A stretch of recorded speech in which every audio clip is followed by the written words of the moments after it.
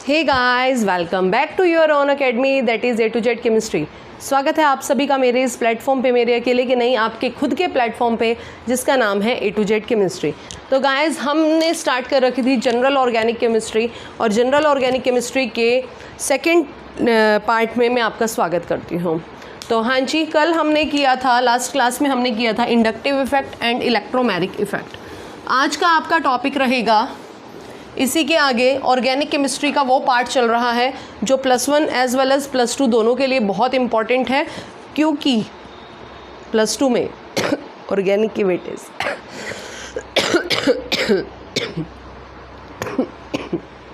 Sorry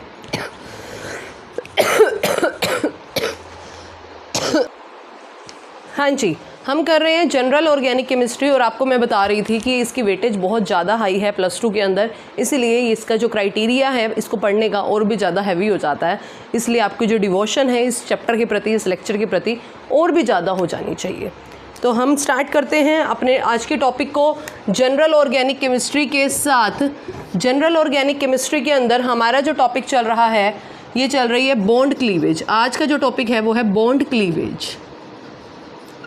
bond cleavage का मतलब क्या है? बॉन्ड को तोड़ना। क्लीवेज कर रहे हैं, बॉन्ड तोड़ रहे हैं। तो बॉन्ड को जब आप तोड़ रहे हैं तो ये कितने टाइप से टूटता है? कहते हैं होमोलिटिक क्लीवेज,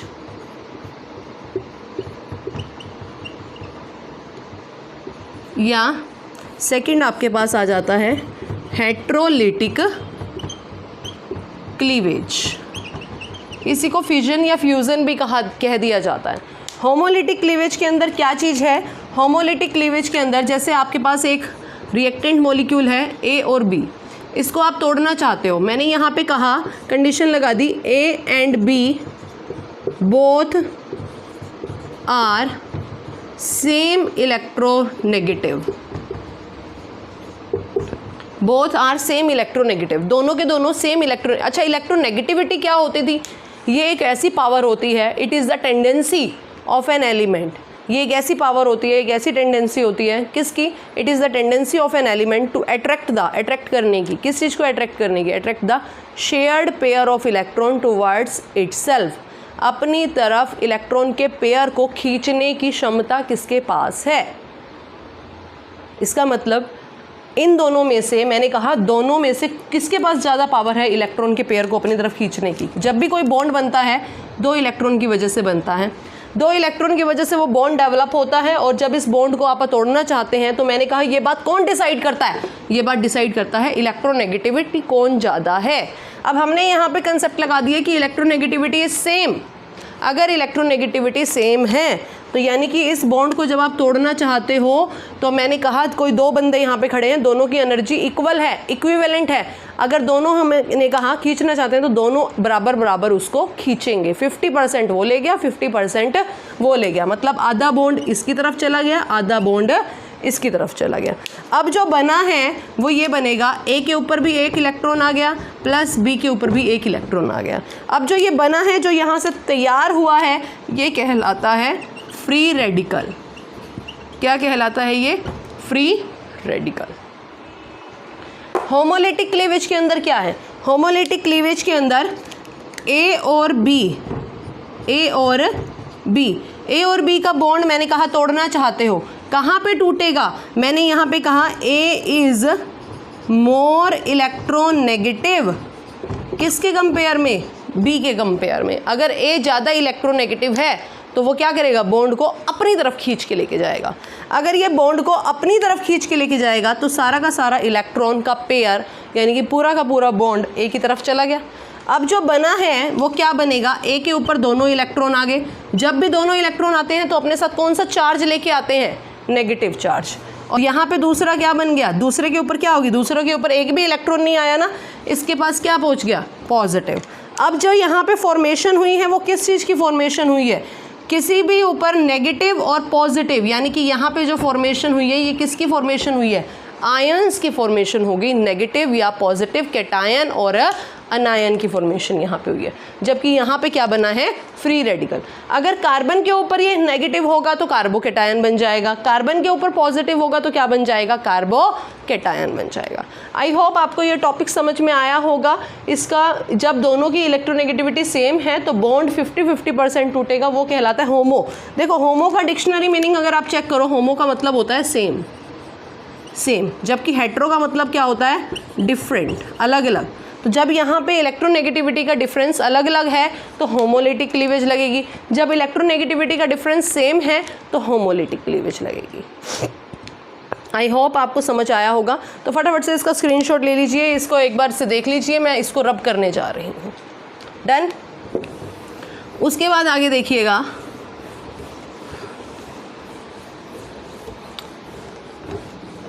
नेक्स्ट टॉपिक आपके पास बनता है रिएक्शन इंटरमीडिएट। रिएक्शन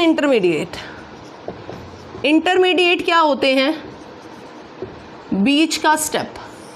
इंटरमीडिएट होता है किसी भी रिएक्शन के बीच में आने वाला।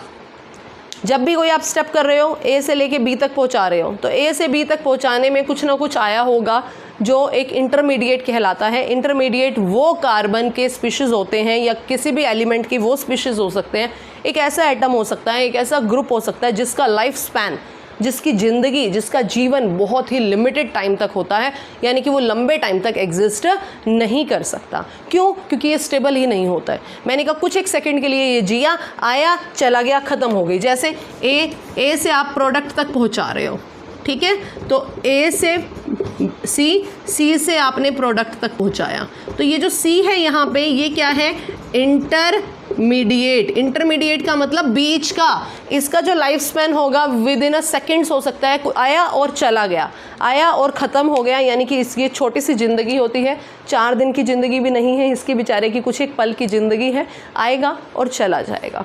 ठीक है, तो देखते हैं कितने कितने टाइप के इंटरमीडिएट एग्जिस्ट करते हैं। सबसे पहला इंटरमीडिएट आपके पास है जो सबसे इम्पॉर्टेंट है, वो है हमारे पास क्या, कार्बोकैटायन। कार्बोकैटायन बहुत इम्पॉर्टेंट है, नाम से ही क्लियर हो रहा है, कार्बोकैटायन। कार्बन के ऊपर पॉजिटिव चार्ज, जब कार्बन के ऊपर पॉजिटिव चार्ज आ जाए, कहता है एटम ऑफ कार्बन और group of atom of carbon या group of atom which carry positive charge. एक ऐसा एटम का ग्रुप आ जाए, कार्बन का ऐसा स्पीशीज, कार्बन का ऐसा ग्रुप एटम का जिसके ऊपर कौन सा चार्ज प्रेजेंट हो, पॉजिटिव चार्ज प्रेजेंट हो। तो जब उसके ऊपर पॉजिटिव चार्ज प्रेजेंट होगा वो क्या कहलाएगा, आपका कार्बोकैटायन। डन, वो आपका कहलाएगा कार्बोकैटायन। ठीक है जी। उसके बाद अब कार्बोकैटायन की कुछ एक खास बात और करते हैं, कहते हैं इसमें वैलेंस शेल में ये क्वेश्चन स्टार मार्क कर लो, ये क्वेश्चन प्रीवियस ईयर में एमसीक्यूज के रूप में पूछा जा सकता है। वैलेंस शेल में इलेक्ट्रॉन की संख्या, इलेक्ट्रॉन के नंबर्स कितने हैं, 6, क्योंकि पॉजिटिव चार्ज है। पॉजिटिव का मतलब क्या होता है, कमी है। होने कितने चाहिए थे, वैलेंस शेल के अंदर 8 इलेक्ट्रॉन एग्जिस्ट करने चाहिए थे, 8 electrons are must be there, but positive है मतलब 2 इलेक्ट्रॉन की क्या है, कमी है। तो वैलेंस शेल के अंदर इलेक्ट्रॉन की संख्या कितनी है, यहाँ पे 6। ये 3 टाइप का होता है, primary, secondary and tertiary. Primary कौन सा होता है भाई, प्राइमरी वो होता है जब CH3 CH2, जब CH2 के ऊपर पॉजिटिव चार्ज हो तो प्राइमरी बनता है, CH3 ट्वाइस CH के ऊपर पॉजिटिव चार्ज हो तो सेकेंडरी बनता है, CH3 थ्राइस C के ऊपर पॉजिटिव चार्ज हो तो क्या बनता है, टर्शरी। मेरी बात ध्यान से सुनना, कई बच्चे कंफ्यूज हो जाते हैं, प्राइमरी कैसे पहचानेंगे, सेकेंडरी कैसे पहचानेंगे, टर्शरी कैसे पहचानेंगे। ऐसे पहचानोगे, जब CH2 वाले कार्बन पे पॉजिटिव चार्ज हो प्राइमरी है, CH वाले कार्बन पे पॉजिटिव चार्ज हो सेकेंडरी है, C वाले कार्बन पे पॉजिटिव चार्ज हो टर्शरी है। इसको थोड़ा सा और खोल के लिखते हैं, CH3 CH2 पॉजिटिव, ये कौन सा है आपका, ये है जी प्राइमरी। CH3 CH3 2 बार ये आ गया और यहाँ पे पॉजिटिव चार्ज है CH पे, ये कौन सा है आपका सेकेंडरी है, CH3 जब कार्बन के ऊपर अकेले पे नेगेटिव चार्ज है, ये कौन सा है आपका टर्शरी है। डन, मेरी बात समझ में आ गई, ठीक है। ये सेकेंडरी और ये क्या हो गया आपका टर्शरी। तो ऐसे आपने जज करना होता है, ऐसे पहचानना होता है कि कार्बोकेटायन प्राइमरी कौन सा है, सेकेंडरी कौन सा है, टर्शरी कौन सा है। तो अब इससे रिलेटेड कुछ एक कंसेप्ट और करते हैं। कार्बोकेटायन हमारा टॉपिक चल रहा है, वेरी मच इम्पॉर्टेंट टॉपिक।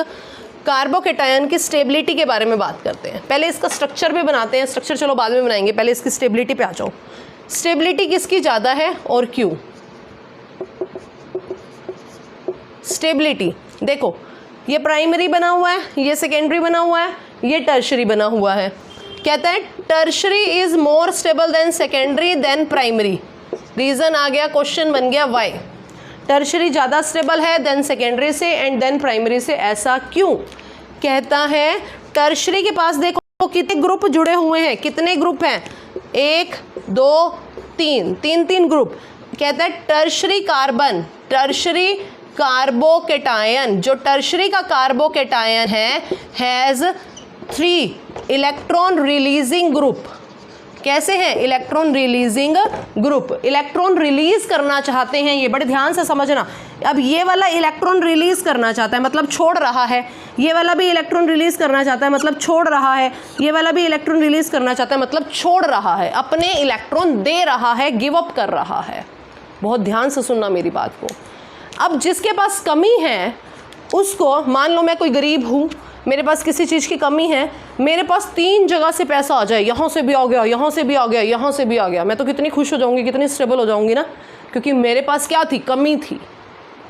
मतलब 3 एटम, 3 ग्रुप ऐसे बैठे हैं जो देने का काम कर रहे हैं, स्टेबिलिटी ऑर्डर यहाँ पहुँच गया। दूसरी तरफ 2 बार देने का काम हो रहा है, यहाँ पे देखिए 2 ग्रुप लगे हुए हैं, 2 बार डोनेशन हो रही है, जबकि यहाँ पे सिर्फ 1 ही डोनेशन हो रही है। जितनी बार डोनेशन हो रही है उसका पॉजिटिव चार्ज के स्टेबल होने का क्राइटेरिया उतना ही ज़्यादा बढ़ गया। समझ आ गई मेरी बात? जितना ज़्यादा इलेक्ट्रॉन रिलीजिंग ग्रुप लगे हुए हैं, 3 इलेक्ट्रॉन रिलीजिंग ग्रुप लगे हुए हैं, और इलेक्ट्रॉन रिलीजिंग ग्रुप का काम क्या होता है, डोनेट करना। डोनेशन किस चीज़ की डोनेशन होती है, इलेक्ट्रॉन की डोनेशन होती है। इलेक्ट्रॉन डोनेट कर रहा है, अगर ये इलेक्ट्रॉन डोनेट कर रहा है तो पॉजिटिव चार्ज को हटने के चांसेस सबसे ज़्यादा टॉप पे हो गए, और हर कोई अपने आप से ये बोझ उतारना चाहता है कि वो पॉजिटिव है या नेगेटिव है। न्यूट्रल होना ही सबसे ज़्यादा स्टेबिलिटी को अचीव करना है। मेरी बात समझ आ गई? इसीलिए जो टर्शरी है, याद रखना, टर्शरी सबसे ज़्यादा स्टेबल है, then secondary and then primary. तो आप लिखने में भी ये बातें कह सकते हो। अच्छा, एक बात और यहाँ पे कह सकते हो, अगर हम बात करें CH3 यहाँ पे 3 बार है, there are 3 type of CH3। यहाँ पे कितनी बार है, 2 बार है। यहाँ पे कितनी बार है, 1 बार है। जैसे जैसे CH3 की संख्या बढ़ती चली जाएगी, उसका जो स्टेबल होने का क्राइटेरिया है वो भी बढ़ेगा। क्यों? क्योंकि because electron donating group he electron releasing group है, इलेक्ट्रॉन छोड़ रहा है, नेगेटिव चार्ज दे रहा है, पॉजिटिव वाला नेगेटिव वाले को बैलेंस कर रहा है। That's it, done. I hope सभी को समझ में आ गया होगा। अब बात करते हैं इसके स्ट्रक्चर की। इसके स्ट्रक्चर में अब सबसे स्टेबल कौन सा है, टर्शरी सबसे स्टेबल है, तो जो सबसे स्टेबल है उसी का स्ट्रक्चर बनाना पसंद करूंगी ना। ये लो जी, आर का मतलब क्या है, आर का मतलब है कार्बन की चेन, कोई भी कार्बन की चेन, एंगल 120 डिग्री, ठीक है। ये कौन सा है, टर्शरी का पॉजिटिव चार्ज, टर्शरी के ऊपर कौन सा चार्ज आ गया, पॉजिटिव, तो ये कौन सा है, टर्शरी कार्बोकेटायन, एंगल कौन सा बन गया, 120 डिग्री का। This is the structure of carbocation. I hope आप सभी को समझ में आया होगा। नेक्स्ट हम करने जा रहे हैं कार्बो अनायन, बिल्कुल इसके अपोजिट है। देखते हैं कार्बोकेटायन, जिसको समझ में आ जाएगा वो कार्बो अनायन भी कर जाएगा फटाफट से।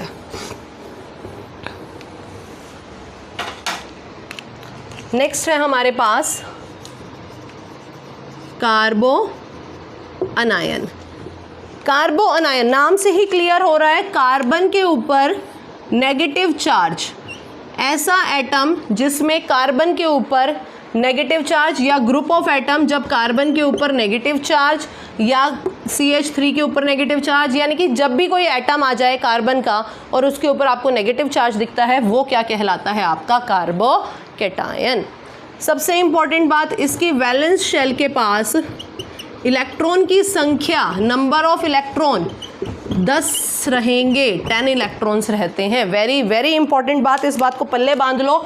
जो कार्बोकैटायन है उसमें 6 हो जाती है इलेक्ट्रॉन की संख्या, जबकि स्टेबल होने के लिए कितने चाहिए होते हैं? 8।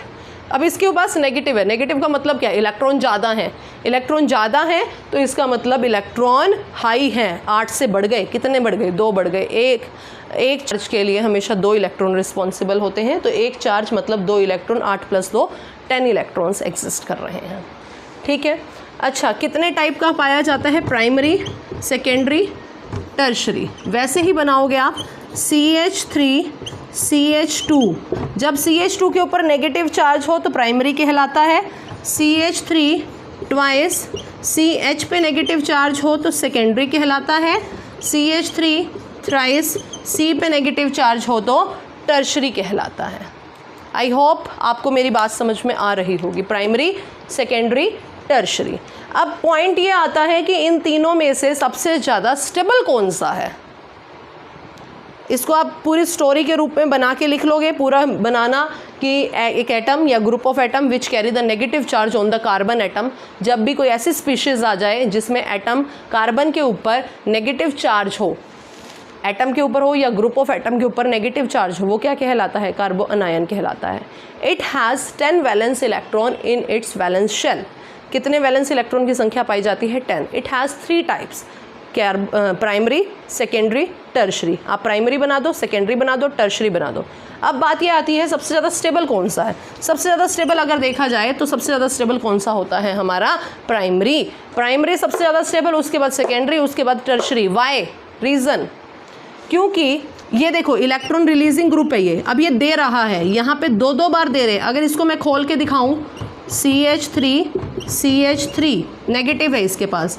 यहाँ पे खोल के देखो, CH3 CH3 CH3 नेगेटिव है इसके पास। अब ध्यान दो मेरी बात पे जो मैं समझाना चाह रही हूँ। यहाँ पे देखो नेगेटिव इसके पास है। अब कोई इलेक्ट्रॉन दे रहा है। ये जो CH3 है ये कैसा है? Electron releasing. पिछले वाला ही कंसेप्ट करवा रही हूँ, इलेक्ट्रॉन रिलीजिंग ग्रुप है। अब ये इलेक्ट्रॉन दे रहा है नेगेटिव के पास। अरे भाई मेरे पास पहले ही पेट भरा हुआ है, आप आके और दे रहे हो, मुझे तो नहीं चाहिए, मैं तो स्टेबल होंगी ही नहीं बल्कि और ख़राब हो जाऊंगी। यहाँ पे देखो 2 बार देने का काम हो रहा है। ये जो डोनेशन हो रही है 2 साइड से हो रही है। यहाँ पे डोनेशन कितने साइड से हो रही है? 3 साइड से हो रही है। पहले उसके पास नेगेटिव थे, तुम और देने का काम कर रहे हो और नेगेटिव क्रिएट कर रहे हो, मतलब स्टेबिलिटी का ऑर्डर तो यहाँ से यहाँ पहुँच गया, डिस्टेबल हो गया। तो सबसे ज़्यादा स्टेबल कौन हुआ? प्राइमरी, फिर सेकेंडरी और फिर लास्ट में कौन हुआ? टर्शरी। अब इसमें से सबसे ज़्यादा स्टेबल अगर ये है तो स्ट्रक्चर भी इसी का बना के देखते हैं। HHH CH3। ठीक है, एक जगह चाहे आप R कर दो, RCH2 नेगेटिव चार्ज इसके ऊपर है, बस RCH2 का स्ट्रक्चर बन गया। और यहाँ पे इस स्ट्रक्चर के साथ आपने इसकी स्टेबिलिटी ऑर्डर करना है। ये हो गया आपका क्या? कार्बोअनायन। आई होप आपको समझ में आया होगा। तो ये था कार्बोकैटायन, कार्बोअनायन। 2 और हैं, एक है कार्बीन, एक है फ्री रेडिकल। फ्री रेडिकल के बारे में अगर मैं आपको बताऊं तो अभी अभी हमने होमोलिटिक क्लीवेज और हेट्रोलिटिक क्लीवेज करी थी। होमोलिटिक क्लीवेज के अंदर बनने वाला कौन होता है? फ्री रेडिकल कहलाता है, जबकि हेट्रोलिटिक क्लीवेज के अंदर बनने वाला कार्बोकैटायन या कार्बोअनायन कहलाता है। तो ये बात आप ऐड कर सकते हो कार्बोकैटायन और कार्बोअनायन में कि कार्बोकैटायन बनता कैसे है? By the cleavage of heterolytic. Carbanion बनता कैसे है? हेट्रोलिटिक क्लीवेज से। जबकि जो नेक्स्ट टॉपिक है मेरे पास फ्री रेडिकल, फ्री रेडिकल कैसे डेवलप होते हैं? होमोलिटिक क्लीवेज से। इसके पास ना ही इलेक्ट्रॉन की कमी होती है ना ही इलेक्ट्रॉन ज़्यादा होते हैं, इसके पास एक ही एक्स्ट्रा इलेक्ट्रॉन होता है जो इंटरमीडिएट की तरह काम करता है। आप फटाफट से एक बार से इसको जस्ट रीड कर लेना। और कार्बीन भी ऐसा ही है, उसको मुझे नहीं लगता डिस्कस करने की ज़रूरत है। फ्री रेडिकल जो होमोलिटिक क्लीवेज के थ्रू बनता है, ये एक बहुत अच्छा इंटरमीडिएट है। किसी भी रिएक्शन के अंदर एज एन इंटरमीडिएट पाया जाता है। इसके ऊपर एक ही इलेक्ट्रॉन एक्स्ट्रा होता है और इसी के साथ कार्बीन को भी आप एक बार देख लेना। नेक्स्ट क्लास में हम जो टॉपिक करेंगे इलेक्ट्रोफाइल, न्यूक्लियोफाइल और टाइप ऑफ रिएक्शन, इसी के साथ जीओसी का पार्ट हम खत्म करेंगे। आई होप आपको आज की क्लास अच्छी लगी होगी। कमेंट सेक्शन के अंदर कमेंट करके ज़रूर बताइएगा और जुड़े रहिए मेरे साथ और चलते